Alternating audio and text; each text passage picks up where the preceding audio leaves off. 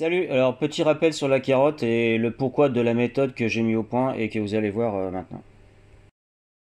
Alors la carotte c'est une racine traçante, donc dès que la germination a eu lieu, la racine pousse à fond en quelques jours en plongeant dans le sol à toute vitesse. Comme la racine est toute fine, forcément si elle rencontre un caillou ou un truc dur, elle fourche direct. Et la carotte sera ensuite déformée. Donc pour éviter ça, on va faire un trou dans le sol, donc on va rajouter de la terre tamisée ou mieux du terreau fin sans morceaux.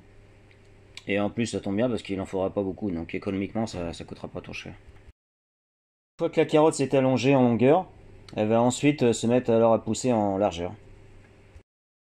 Donc maintenant, à ce stade, c'est moins grave si elle rencontre un caillou, car désormais, elle va pousser en largeur. Jusqu'à la récolte, il faudra en permanence que la carotte ait de l'eau, sinon elle va fourcher, c'est-à-dire qu'elle va créer d'autres racines pour aller en chercher. Donc la carotte ne doit jamais, jamais, jamais manquer d'eau. Donc là, je fais des trous à peu près tous les 10 centimètres. Donc la profondeur, c'est la profondeur en fait du plantoir, donc à peu près aux alentours de 20 centimètres. Par contre, il faut utiliser quelque chose d'un peu plus gros, je pense. Pour faire des trous un peu plus gros, comme ça la carotte aura plus de place.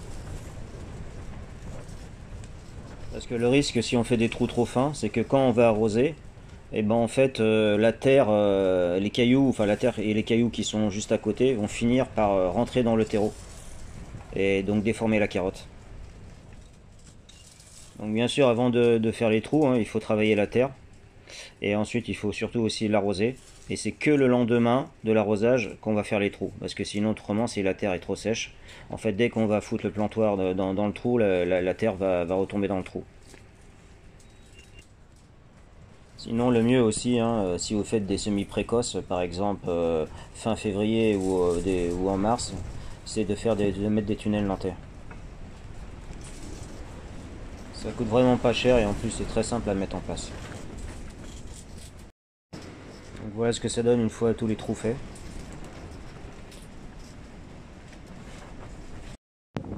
Donc le mieux c'est de mettre dans les trous du terreau fin sans morceaux. Mais si vous voulez mettre de la terre, il faudra la tamiser. Hein. Donc c'est un tamis vert. Et il faut frotter comme ça pour éviter de le secouer parce que sinon c'est assez fragile et ça finira par casser. Donc il faut mettre à peu près une pelle de terre dans le tamis. Et de frotter avec la main.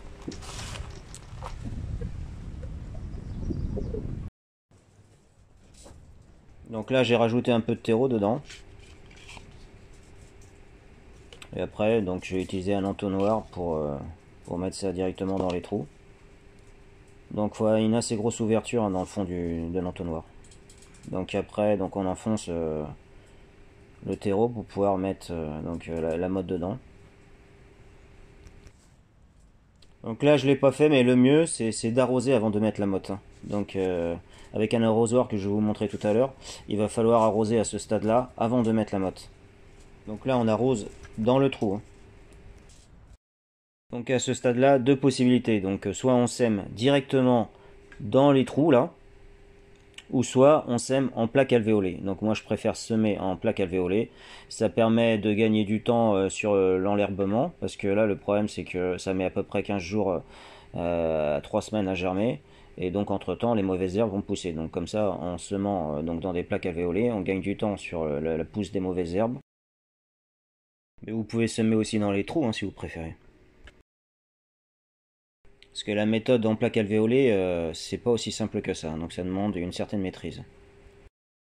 Donc pour les plaques alvéolées, donc deux possibilités. Soit vous utilisez celles que je vais utiliser moi, qui n'ont pas trop de profondeur, ou soit il y en a de maintenant qui sont spéciales carottes, donc ont des profondeurs beaucoup plus profondes. Ceux-là par contre je les ai jamais utilisées, donc il faudrait que je teste pour voir si c'est ok ou pas. Ces plaques c'est tout nouveau hein, parce que l'année dernière ça n'existait pas. Ce que j'avais cherché, je n'avais pas trouvé. Donc là c'est vraiment tout nouveau. Le problème c'est qu'elles font 9 cm de profondeur. Donc moi je trouve que c'est pas assez. Hein. Une carotte ça fait 20 cm de longueur ou 15 cm. Il aurait fallu que ça fasse au moins 15 cm. Hein. Mais faut tester pour voir ce que ça donne. Bon moi je vais vous parler des miennes puisque c'est celle-là que j'utilise. Donc avant de prélever la motte comme ça là, il faut bien arroser, hein. Sinon autrement, dès que vous allez la prendre, elle va s'effriter. Donc comme je disais tout à l'heure, en fait la racine va pousser très rapidement. C'est pour ça que dès que vous êtes à deux feuilles comme ça là, dès que les cotylédons sont sortis, il faut repiquer immédiatement. Il ne faut pas attendre que ça pousse plus longtemps, sinon la racine va continuer à pousser et après il y a des risques que ça fourche.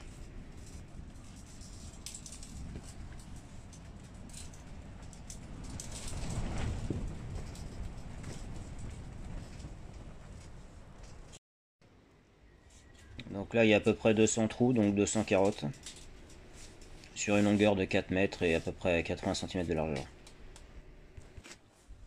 Donc pour arroser le terreau du trou, hein, c'est ça qu'il faut mieux utiliser comme arrosoir. L'ouverture elle est pas trop grosse, donc ça va pas faire descendre trop d'eau. Comme je disais tout à l'heure, le problème c'est que si on arrose trop fortement, on va déplacer les cailloux qui sont tout autour du trou et le faire rentrer dans le terreau, et donc faire fourcher les racines. Donc jusqu'à l'éclaircissage, il faut arroser doucement.